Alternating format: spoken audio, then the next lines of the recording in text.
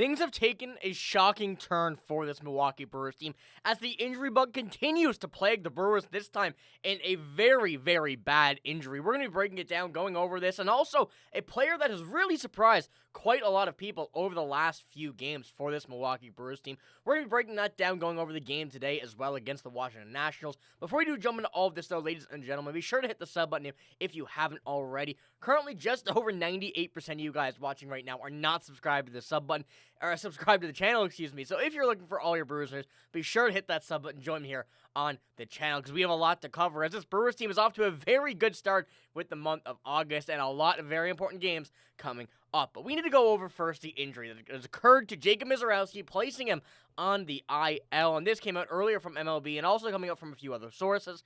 The Brewers announced Monday that Jacob Misiorowski has a left tibia contusion and will be placed on the 15-day IL. And I do apologize. It wasn't announced Monday. It was announced today. But 15-day IL for that left tibia contusion, definitely not what the Brewers are hoping to do, especially after the trade deadline. And we know that's when the worst injuries of, not necessarily worst injuries per status of player, but worst time for injuries really does occur after the trade deadline, where you can no longer go up and acquire anybody via trade. But Misiorowski on a 15-day IL is really not what we wanted to see, and this team did not want to see heading into a very important month where we play teams such as the Reds and Cubs, who are fighting for this first-place spot in the NL Central. But coming out as well, Kurt Hogg tweeted this out: "This injury hits keep coming. Jacob Misiorowski to the IL, left tibia contusion, but Logan Henderson is called up." So when we're looking at the kind of the move replacement, I guess we could say, Jacob Misiorowski, really irreplaceable. It really does suck for him heading on the IL after what he's been doing so far this season, how good he's been, and really how important he already is to this Brewers team after playing only a handful of games. But as we talked about Logan Henderson and really what was going on through the MLB trade deadline, he was a name that I really expected to be traded in some sort of major trade that would have gotten a Eugenio Suarez, someone like that. But as Matt Arnold had said, he wasn't really looking to make a deal by giving up a lot of prospects, so it really goes to show the importance of what these prospects will do to an MLB team, especially when it comes down the stretch here and heading towards the postseason, where injuries are going to be quite prevalent over the next few months, with many teams going to be really in or out of it. But Logan Henderson obviously is a perfect call-up for this. Definitely not a one-for-one replacement, but certainly will hold the reins down for this team, especially while Jacob Misiorowski is out. And this is another instance where I don't think the Brewers are going to rush him.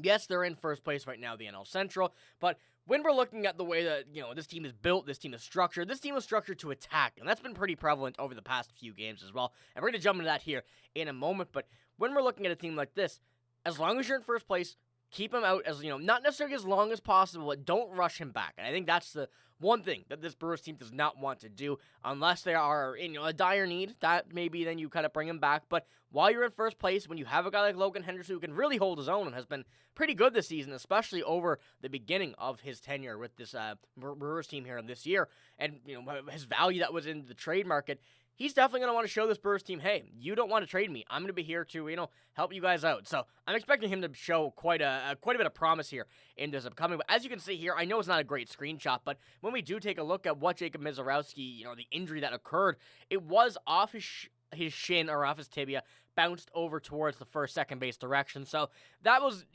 as far as we know, the one occurrence that really kind of got to this injury. And, obviously, a hard hit ball coming back towards the pitcher is not what any pitcher, not what any player wants to have. So makes sense to put him on this IL here, but hopefully he does return fully healthy as well, and as quick as possible, because we need him back. At the end of the day, I think that, as long as you're in first place, yes, it's okay, but we need him back as soon as possible. And I do have one more thing before we pull this one up. I just kind of wanted to show the injury bug and how this actually was affecting this Brewers team this year. Of course, Sal Frelick day-to-day, not on the IL, but day-to-day. Jacob Misiorowski, Jackson Chourio, Shelby Miller, who was recently acquired, and Rhys Hoskins. Some of the big names on this team, and also some of the acquisitions, all out with injuries. So, let's get it out of the way now. I think it's the big thing that we all really need to take away from this. You can't really stop an injury. I know that occurs, in some freak incidents just like this one.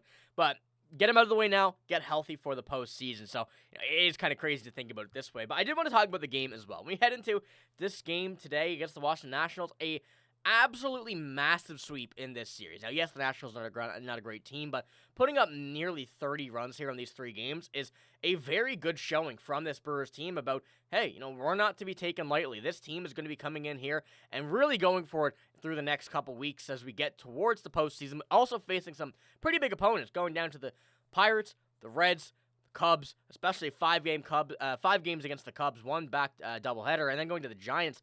They got a lot of tough games as of the next few weeks, and having 2 off days in this month, it's going to be a big one, and you're going to need your guys firing, and that's one thing that I think kind of comes in with the injury status is you got to get them back as soon as possible, rest them up, and if we could see Jacob Misiorowski back by the beginning of the Cubs series, I think that would be the best possible scenario for this with the 15-day. He will not be able to return until at least the 18th, so going to that, the Cubs, first game of the doubleheader. That could be a big one for his return, but a great start with the Nationals coming in here, and also I wanted to pull up today's game, a pretty good performance, and I think pretty good is a very light term for this, but Christian Yelich, 2 for 3, Bryce Turang, 2 for 6, 2 home runs, 3 walks for Christian Yelich, but Joey Ortiz is someone I also want to talk about a little bit here before we did finish this video off.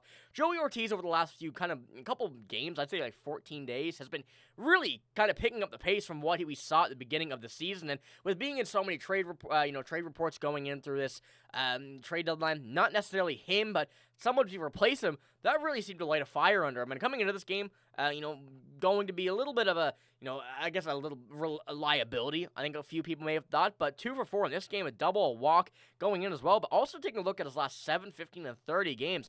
Realistically, the last 15 games, he's really started to pick up the pace, 14 hits, 53 at-bats, a 264 average, and not necessarily the best on-base percentage, not necessarily the best slugging, not really the power guy, but for what we've seen from him in these games, the average is getting up, and that's the best we could really ask for Joey Ortiz on this instance, especially the way he not really started out the season, but up to the most recent games, has really struggled to kind of catch a bit of a rhythm here in this season. So if we get it started now, it's definitely the best time where we have a few injuries going on the IL, a few people on the IL. It's a good time for Joey Ortiz to get hot, and let's hope that does continue here into next series. But that's all I got in this video. If you did enjoy, give it a like, hit the sub button as well. I'm signing out, though. Thank you for watching. Hope you have a great day. See you later.